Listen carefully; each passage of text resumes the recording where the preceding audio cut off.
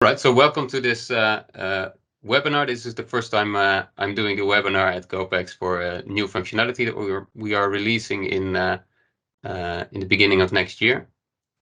As you all know, GOPACS is the platform for congestion management of the Dutch grid operators, by which we try to reduce grid congestion in the electricity grid.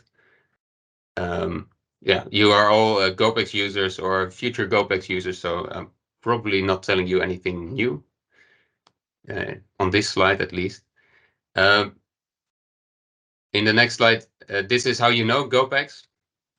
GOPACS is the platform on which you currently are using, or the redispatch functionality, in which you can trade on the trading platforms when the grid operators are having a congestion problem and asking the market to participate to solve that problem. And what we're currently adding in 2023 is a new product, and that product is the capacity limit contract functionality. And the webinar is mainly about the capacity limit contract functionality and what it is in the GOPACS application and how you can use it. Yeah, different questions about this functionality or different topics surrounding this functionality and the congestion code in the Netherlands have been addressed already in webinars by Netbeheer Nederland, the Association of the Grid Operators in the Netherlands. But there are small questions we might be able to answer here, because there are some people here that also know a bit about how it works in the regulation. But mainly the focus is the technical aspect and how we implemented this in the GOPACS application.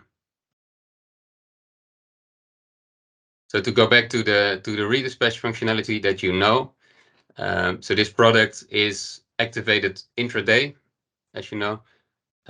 It's a market-based product, and it taps into existing energy markets, and the way you can participate in this is also by placing orders on existing trading platforms, like EDPA. And the difference with the new the problems are communicated to you by using the announcements on the GOPACS website or through an API endpoint, so people know that they have to or they can participate in solving congestion problems by placing orders on the trading platforms. The new functionality works slightly different. It's a day-ahead product, so GOPACS doesn't need a balancing trade to have a balanced activation, because it's in the day-ahead domain.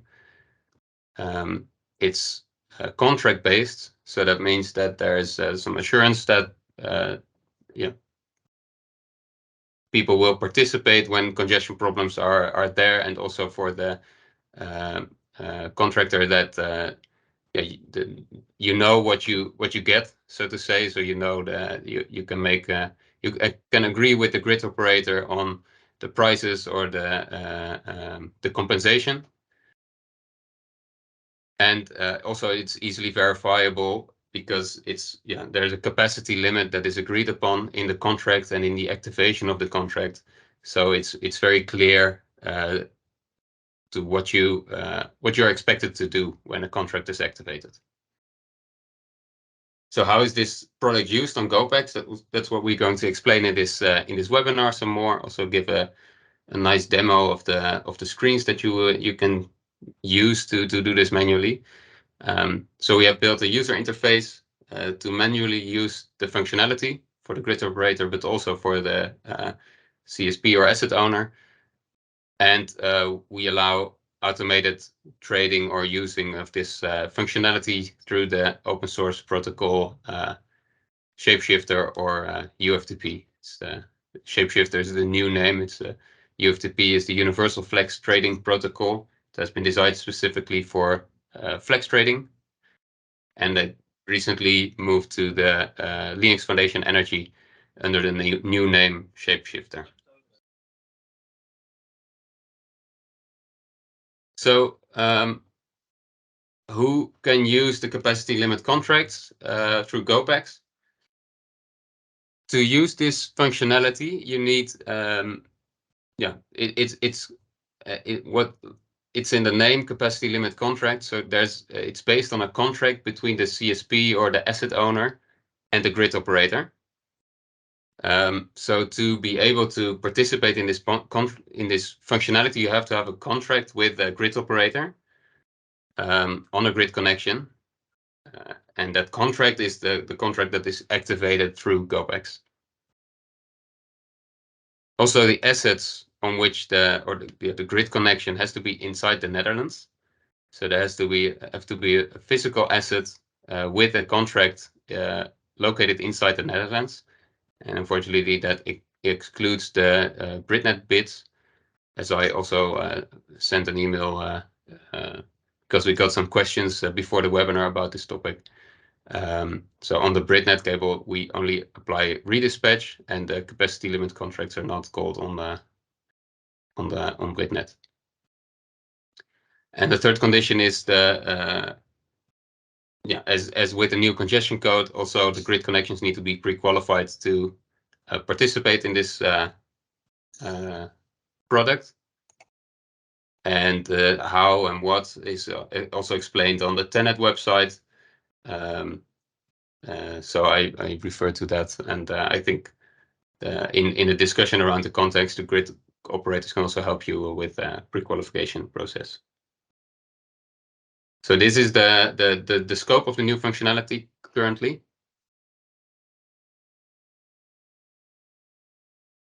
And to go a bit further on what a capacity limit contract is, as I mentioned before, it's a contract between a grid operator and a CSP or asset owner. And in the contract, it is specified when and under what conditions the capacity on a grid connection can be reduced. And those can be very broad, but mainly the four most important things, at least for us at GOPACS, is the contract can specify whether or not the contract has to be activated actively or not. So in the contract, it can specify certain periods that the capacity limit is activated, or it can specify whether that the limit is only active when the grid operator actively calls for that. Also, the capacity, the contract states to what capacity the grid connection can be limited, in what times, days, or months. So it can be season specific. That's all stated in the contract. And what the compensation or the price is for activating the contract. That's also specified in the contract between the grid operator and the CSP. Yeah, and as I mentioned before, to use it at GOPACS, you need to be pre-qualified, but also the contract and the grid connections have to be registered in GOPACS by the CSP. So you have to log into the application just as you have to do for redispatch now. To register a grid connection for capacity limit contracts, you have to register the contract and the corresponding grid connection in the GOPACS application. And as I said before, the activation is day ahead. So the contracts will be activated day ahead in the morning of the day before congestion usually. But the exact times are as agreed with the grid operator. So GOPACS, the application itself is not restricting in that. But that's like a way of working with the grid operators, and it can be discussed with the grid operator when signing the contract. Can I ask a question? Yeah, sure. Yeah, I already put it in the chat, but I'd like to clarify. So what I understand now is you have a sort of a capacity limit contract that is sort of a long-term contract where you define what you can do, and on a daily basis this can be activated. Is that the idea? Yes, exactly. Yeah. Okay. Because So I was initially I had in my head you can offer like a contract, or you can offer on a daily basis. You can offer capacity to a grid company. But this is more than there's a long-term agreement or a long-term contract where it can be daily activated. Okay. Yeah, exactly. And maybe in the future, so this is a new product for us. So we will also like to hear your feedback when you're using it. So maybe in the future we can move towards something in the direction that you are suggesting. If that's if there's a demand for that. But this is the current name it the MVP situation, in which we have the long-term contracts as specified also in the congestion code that have to be activated by the grid operator. Yeah, How just do- a bit how- more how does- clarification. What you agree on with the grid operator is a restriction on your contracted capacity, and that can be utilized fully by the grid operator or partially. So the grid operator doesn't always have to demands the wrong word, but have to request your entire the ultimate restriction. It can also request a part of it. You agree, so it can be activated on a daily basis during the periods that you have agreed on. So if you are, for example, a solar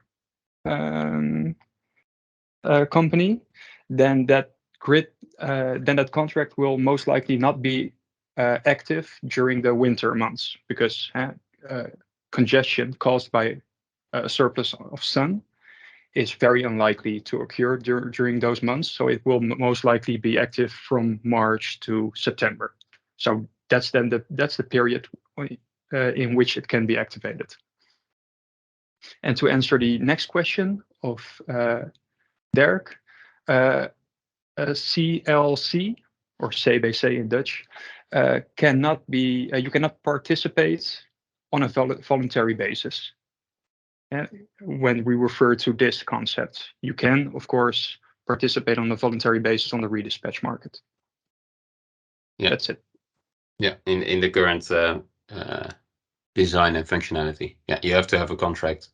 And can you say if you have a long-term such a contract, or you offer this, can you then say on a certain day that the grid company wants to use it? They say sorry, not for tomorrow, or is it?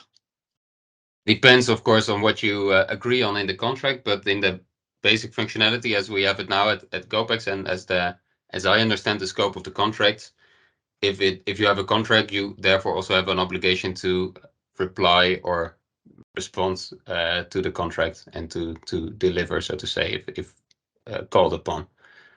Yeah, I don't know if you want to add something about that. No? No, that's correct. So when you agree on this type of company, then you're obligated during the months on which the contract is active to answer a grid operator's call. If a company would have the choice not to do so, then this contract wouldn't give us the certainty that we need. No. Yeah, that's the answer.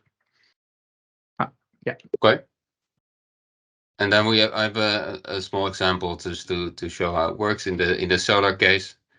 For example, these are just fictional. The capacity of a certain grid connection is 10 megawatt. In the capacity limit contract, it is agreed that in some periods the capacity might be reduced to, for example, 6 megawatts.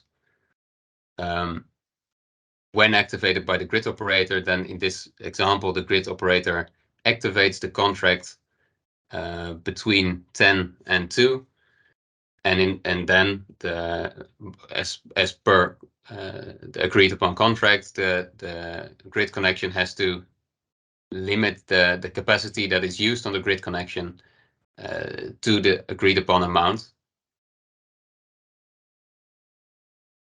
So yeah, this is what it looks like when you actually comply to this contract. And we have I have another example for the consumption case. It's similar, same connection size, but now the grid operator calls for different time slots. This is also just a hypothetical example. And the yellow line is the actual use or the planned use of the grid connection. But to comply with the contract and the activation of the contract, the capacity on the grid connection should stay below the activated limit of 6 megawatts in this case. Do you also, part of this example, do you have like how would then the settlement or remuneration look like? What kind of agreement do you expect to see for the compensation for the party offering this? Yeah, look, Wouter, can you answer this question? Can you hear me? Yeah, now we can. Oh, yeah, the screen is not working properly. So compensation or settlement varies per grid operator. So what you will most likely agree on is a standard vergoeding. Forgot the word. Compensation. Standard standard compensation, which will be given to you each month in which the contract is active. So that's a guaranteed amount. And then you can also agree on the variable, and that's the number of megawatt or megawatt hours that you are not using. And that can be linked to the day-ahead market price, or that can be a standard amount, which is always the same. For example, I always want 100 euros per megawatt hours. Doesn't matter what are the circumstances, that's what I want. Or you can link your compensation to the day-ahead market price. Yeah, and it's good that you mentioned this, because this is agreed upon by the grid operator and the asset owner or CSP. So that's why I'm referring to Wouter as well, because from GOPACS we are, this is a process or that is not going through GOPACS, so that's between the grid operator and the CSP or asset owner.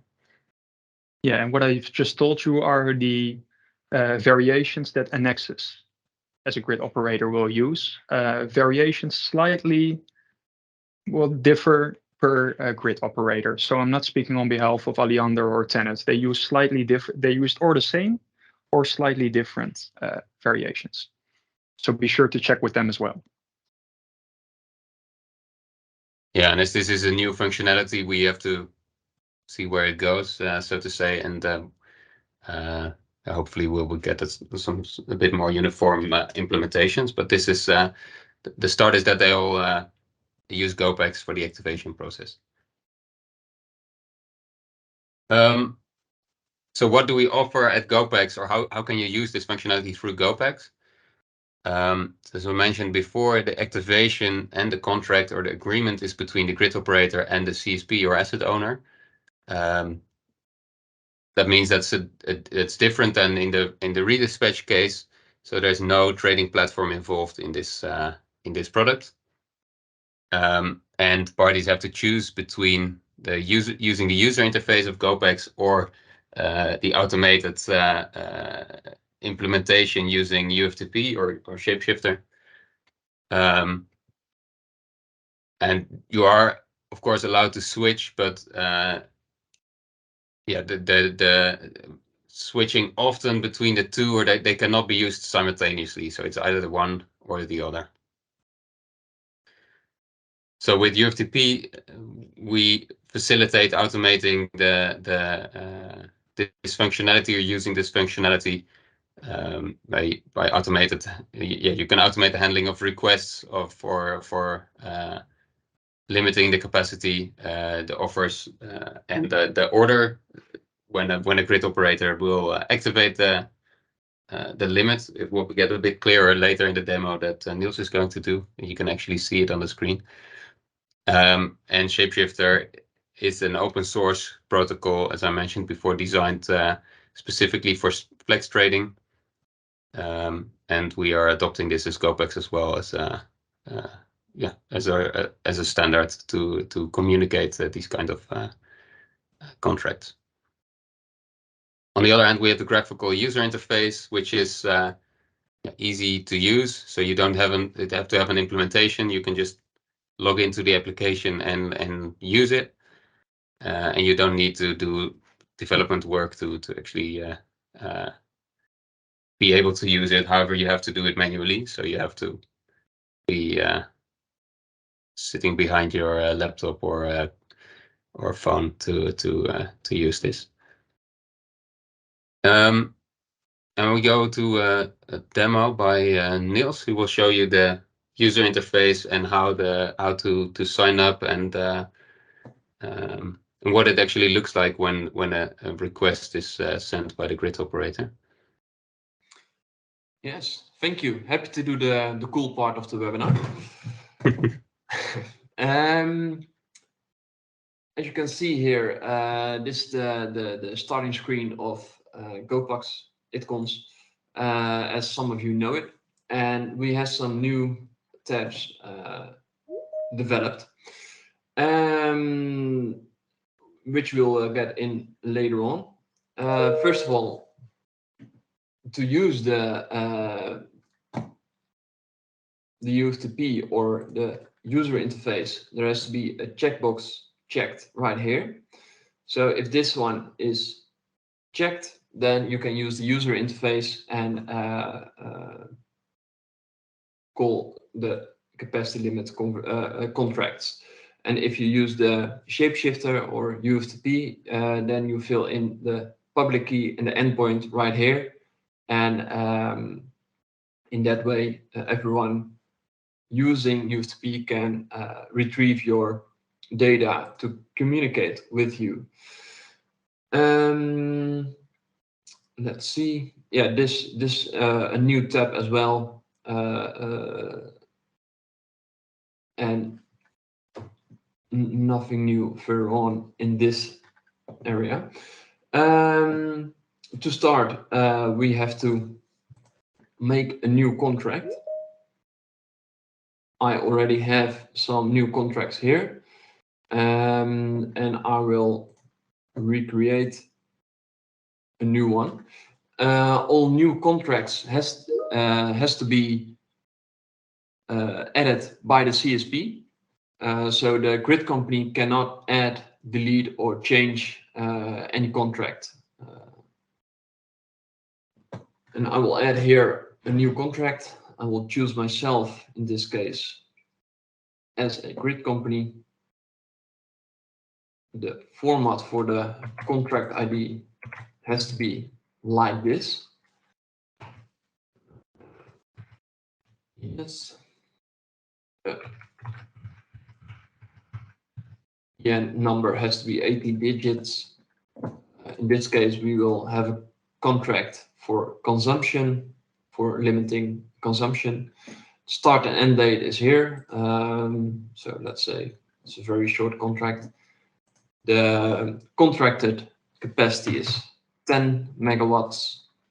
And in this case, the minimum transport capacity will be 6.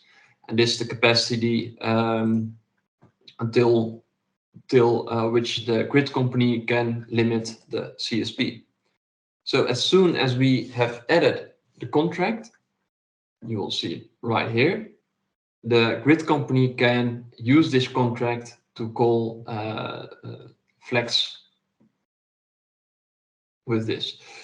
And you can see that right here. I have some 4 already called capacity limit contracts. And you see here it's completed or pending. The button new is something that is lost in the development, and we have to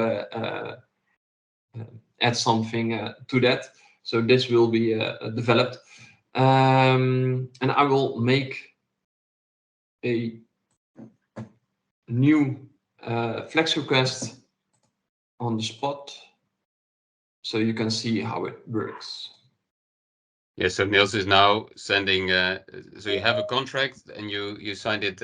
You registered it in the application, and Niels is now sending a request. So a request to activate the contract by the grid operator, and therefore limiting the capacity on the connection. Exactly. Yeah, and so when I refresh here, it it will appear right away. and I have a new flex request which is pending. If I click on this, you'll see the request here, and it's the same as the example Robert used in his presentation. Between 8 and 11, reduced to or limited to 6 megawatts. It comes from the grid company Niels Grid. The congestion date is the 17th of December, and the grid company wants a new flex offer before the 16th, 12 o'clock. Other info, yeah, the contract ID and the type of contract is. So in this case, consumption. What does that mean? The expiration date and time? Yeah, the grid company has some processes in place, and they want to handle all capacity limit contracts before a certain time. So yeah, so you have to confirm that you saw it and have to respond. So that So you have to accept the activation. yeah, before that time. Yeah. Yeah. And what happens if you don't? It expires. So the Then you're not activated. yeah. Well, Okay, nice. That's good. Well, that is the case. However, those requests that the grid operator is sending to you are related to your contract. So you can, of course, not respond, I guess, but that is a breach of contract. Yeah, you're violating the contract in that case. Yeah, and so it is a request, of course, but you're contractually obligated to respond. If you don't, then it's a breach of contract. Okay. And the contract specifies more on how that works. Yeah. And I see 16, 12, 12 o'clock. What is the timing of this activation? Yeah, well, in this case, the timing is not exactly correct. 16th December at 12 o'clock, the market closes. But as it looks right now, the grid companies wants to call all flex before 8:30 in the morning, the day before the congestion.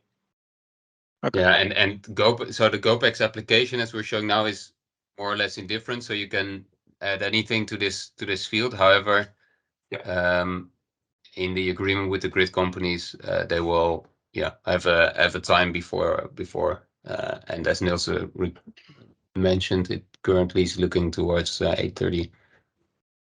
However, that is premature. So they're still working on that exact time. Is it 9 o'clock? Is it 8:30? But you have to think along those lines. So when we have a congestion problem for tomorrow, the grid operator would have called your capacity limit contract today before 9 o'clock or 8:30 in the morning. Yeah, right. Yeah. And this question that is asked now in the chat, Niels or Robin, can you answer? Yeah. Because I don't know how to place it. Yeah. So the activation. This is if you're using the user interface, you get into the flow that Niels is showing you right now. So you get a request from the grid operator to which you have to respond that you see this and are able to deliver. And after that, Niels will show that later. The grid operator also has to confirm that he's actually calling on activating the limit. You will also be sent an email. I'm a bit spoiling Niels' presentation here. If you're using the user interface, so you get a notification that there's a new message for you waiting in the user interface. If you choose to use UFTP and have an automated system, or have the user interface on your side of the implementation, then you get the UFTP message, the flex request, sent to your UFTP address that is registered with the company details, as Niels showed before, and that is the notification. So then it's up to you or your implementation to process that. Yeah, And to answer the question of Derek, he asks, so this expiration date and time field is not flexible per contract? I think it can be. So GOPACS is Yeah. not restricting this. That is as discussed in the contract, and as Wouter mentioned, it's not at least for me, it's not crystal clear to what it's going to be. But I think that it might be able to have custom agreements with the grid operator on when to activate before what time a contract needs to be activated. At least the application as we're showing it is not restricting it and is allowing expiration dates per activation. Okay. Well, Yeah, it sounded like there was only one setting for all contracts, but that's not the case. Okay. At least not from the GOPACS perspective. I don't know, Wouter, if you have to add something from well, your I have something to add to that, I think. So a capacity limit contract can be called earlier than this. So it can be called 2 days in advance, for example. However, the more time is before the moment of congestion and the moment that the grid operator calls this contract, the more uncertainty there is for this grid operator.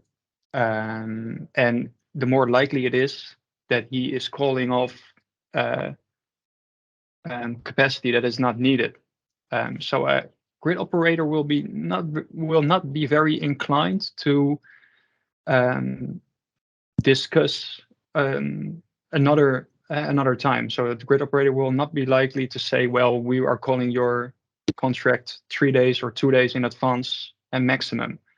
I think they will hold on to this deadline of 9 o'clock or 8:30 o'clock, because at that moment they have the most certainty as to what will happen tomorrow on their net. And if you're calling it earlier, you have more uncertainty and you're more likely to spend too much money unnecessarily. If that you have to call in question. more conservative limits. Yeah, and unnecessarily perhaps. So you want to have more certainty, and 9 o'clock or 8:30 is the best the grid operator can get in terms of certainty and in relation to the market.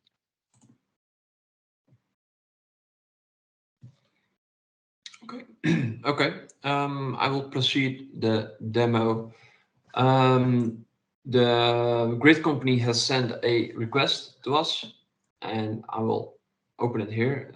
It is right on top of the list.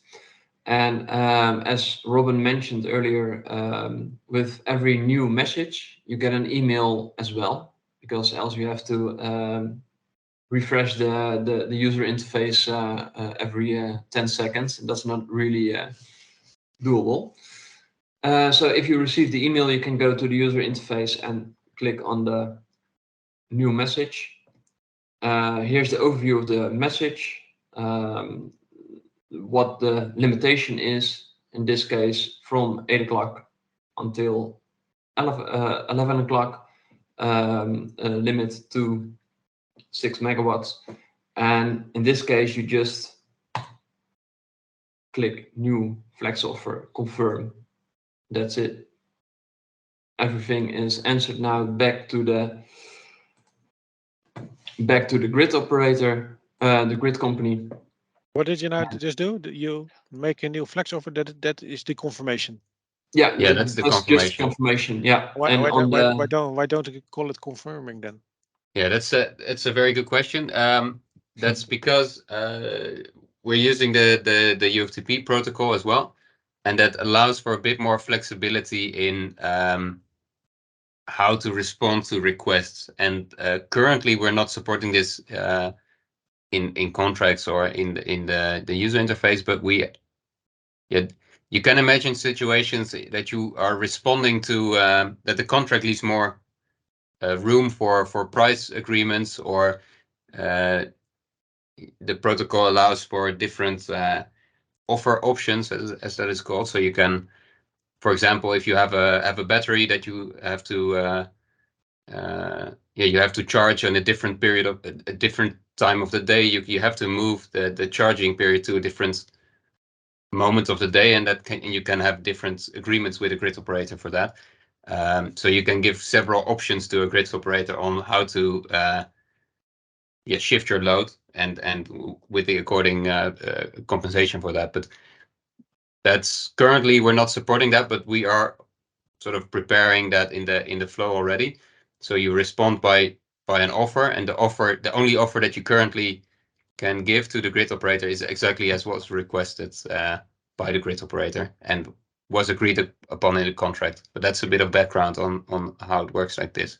So you might see in the future a bit more options or flexibility in that.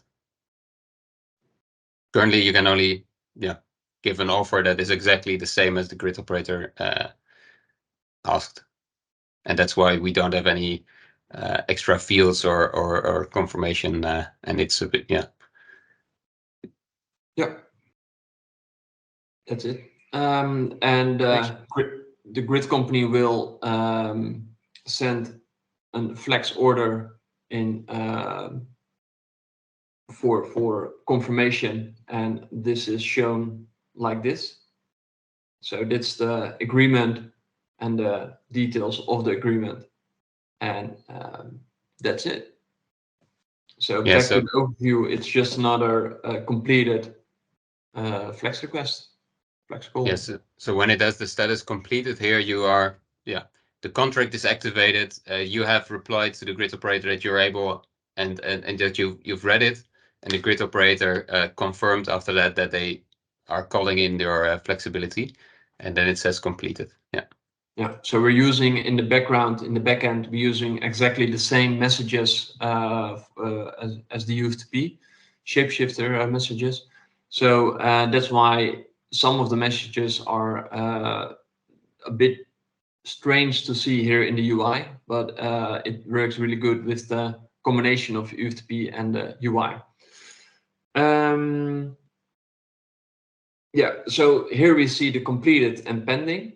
And there's also a possibility that there is rejected, and that's when there's something not when something went wrong, and in that case the process has to be started all over again, and we get a notification as GOPACS, and it's something that can happen. We will not expect it to happen often. Yeah, so that's a technical error. Yeah. So you see it here that there's something in the communication has gone wrong, and it's up to the grid operator on that point to fix it and get it working again. Yeah.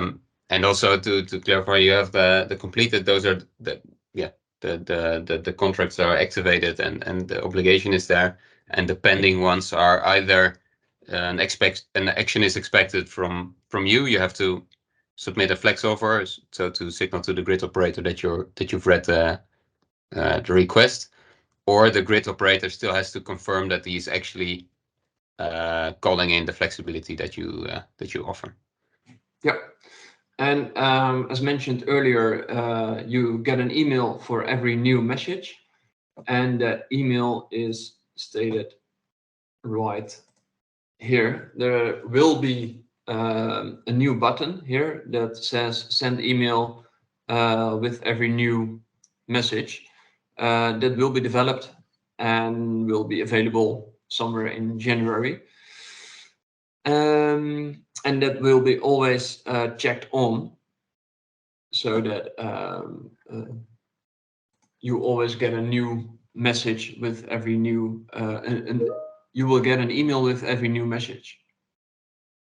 Yeah, so it's an opt-out system. Yeah, and there's one more thing. Here you have in the contracts you have all the AONs, and those are different than the grid connections. So if you have an AON on which you do redispatch and capacity limit contracts, it has to be registered twice, once here in CLC contracts and once in grid connections. So they're two different entities.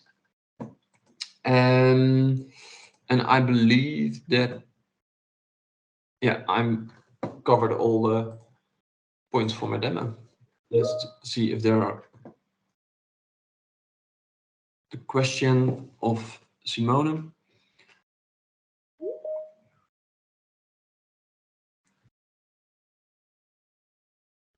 Yeah, so per ISP,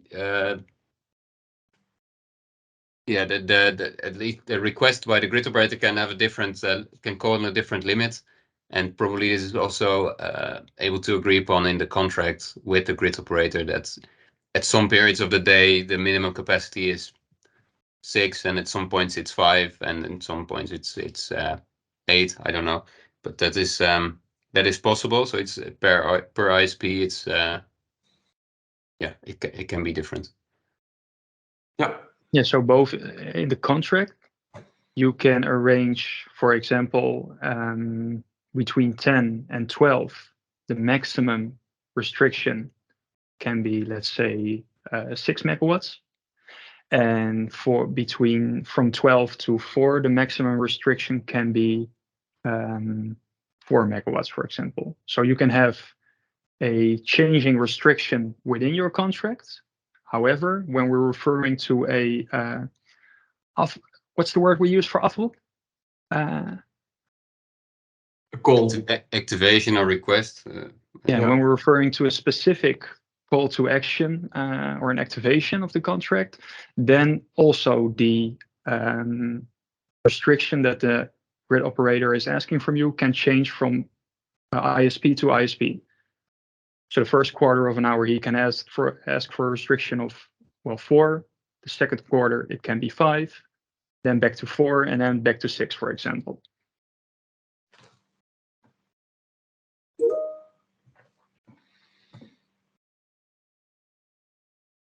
All right. Yeah. What do So you we mean move. by the? Yeah. What do you mean by the basis? Basis for what?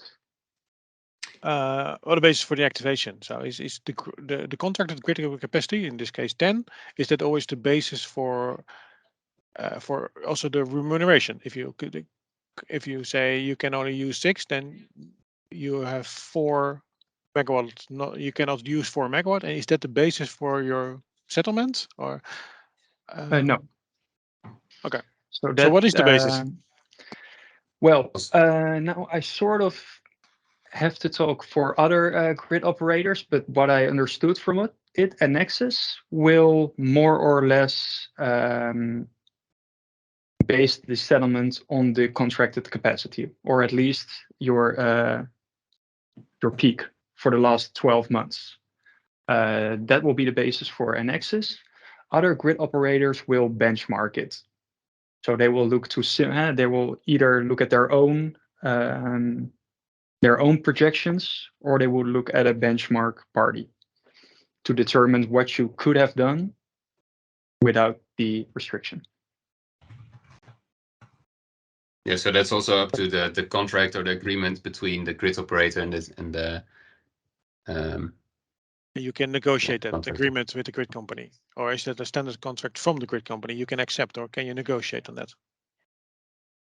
Well, you can of course negotiate a contract. However, I don't think, and I'm saying again, I don't think that you can negotiate the basis for settlement. Yeah, and you mean we're moving towards a standardized way of doing this, but not all grid operators agree on this currently, or it is not entirely clear what direction they want to go. So on the personal title, that maybe leaves some room for negotiation, but at some point, yeah, they want to move to some sort of standard way to do this. Yeah. And Robin, Derek asked to share some more info about the API UFTP. And his question is, for example, how does the confirmation by the platform look like? Yeah, so I'll take over the screen again and go to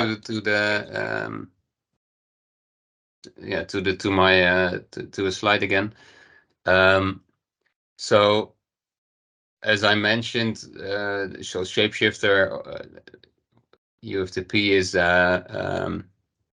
open source contract protocol for bilateral flex trading, and GOPACS facilitates, as we mentioned before, both using the GUI and UFTP, and also facilitates parties that work with one communicating with the grid operator that works with the other, or and the specifications can be found on GitHub, and also on the LF Energy site there's a wiki, and it's a broad specification that has a lot of possibilities, but we currently in this first simple implementation, we use only 3 of the messages that are in the protocol. Those are the flex request, that is the initial request that the grid operator sends to the CSP or asset owner, as Niels showed.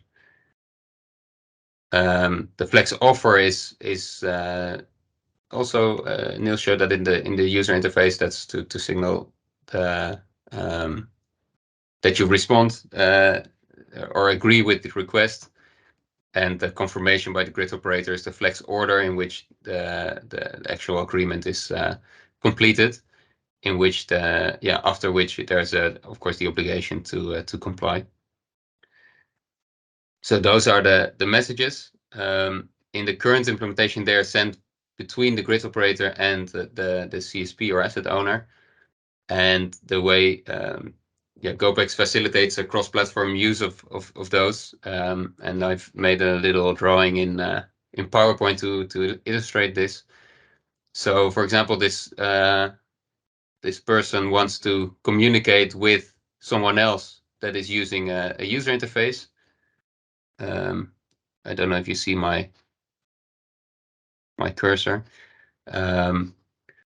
but so if he wants to communicate, he first has to send a message or ask GOPACS. We have an API for that. How to where to send the flex request to. GOPACS responds with the UFTP address of this person, and if that is the user interface of GOPACS, this person can just send the flex request or another message to the address that he received from GOPACS.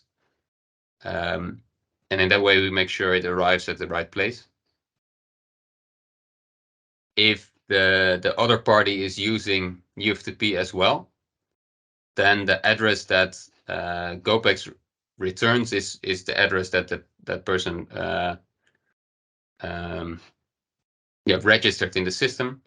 So again, the flex message is sent to the address that you retrieve from GOPACS, and it arrives at the right point. So regardless of the other party using a user interface or having their own UFTP implementation, by communicating or getting in touch with the endpoint of GOPACS, you retrieve the address to which to deliver your message. And similarly, the other party has to ask GOPACS again how to decrypt the message, but also where to respond to. And in that way, the communication is complete. So the communication with UFTP currently is between the 2 parties, but to facilitate one of those parties using a user interface or not, you have to ask GOPACS how to reach this party, and that makes so the UFTP implementation can be agnostic to whether or not the other party is using a user interface or not.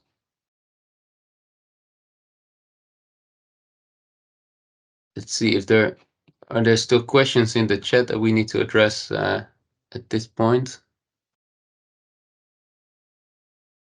Maybe I had a question. Yes. Because the availability, I was late in the call, so maybe I missed something. But now it looks like you have one capacity in your contract. Can you change it in the day? Can you change it till the activation? Or so in the contract specifies the minimal. Yeah, the minimal capacity, or the capacity to which, or the level to which the capacity can be reduced on request of the grid operator. but that can be 0 if it is. It can, for instance, so if in the contract it's agreed that it can be 0, Okay. then it can be 0. that's also you registered in the GOPACS application, and then the grid operator can, if it only needs it only needs 2 or a reduction of 2, then it will only activate a reduction of 2. Okay. Yeah. So that's that's based in the contract, and that of course that can for GOPACS it doesn't really matter. It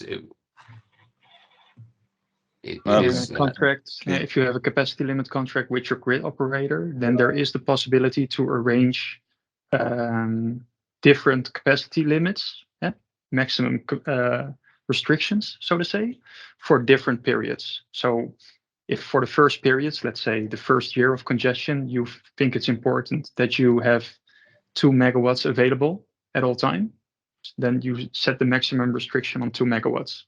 For another period, it can be 0 megawatt, and for another period, it can be 3 megawatt. Not really sure on why you would do so, but you can arrange that with your grid operator. However, the contract is always the guidance for this. So when a contract is closed between you or the grid operator, that sets the standard. Yeah, thanks.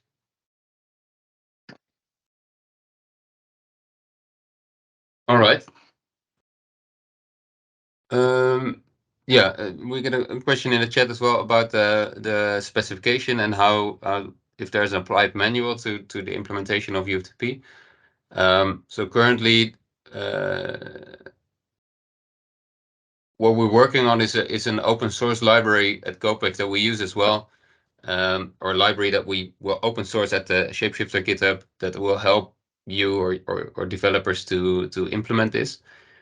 And we will, so that is the main documentation for developers to use. It's a Java Spring Boot library. So it's not there yet, but we publish it soon, and it will be open source. So if you have additions or want to add other programming languages, you can contribute that to the project as well.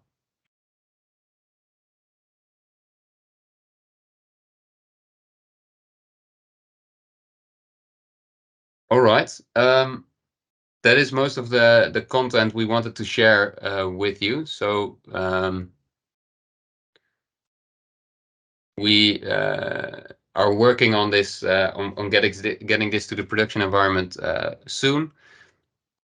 And we would really like to hear your feedback or questions about this functionality when you're using it or when you're seeing it in the application. If things work or do not work, please let us know. So you can always email Niels with questions or feature requests or whatever. Technical issues, if you run into them, just as with the redispatch functionality, you can email to support@gopacs.eu, and we have the developers are behind that email address and will address your issues and help you solve them or solve bugs if they may occur. And of course, the general questions about GOPACS can be sent to info@gopacs.eu.